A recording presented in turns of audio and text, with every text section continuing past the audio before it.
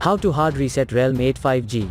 Step 1. At first hold down the power key for a few seconds and tap power off to turn off it. Step 2. Then start pressing volume down plus power button to enable the recovery mode. Step 3. Now you will be in the language menu, tap on the English option.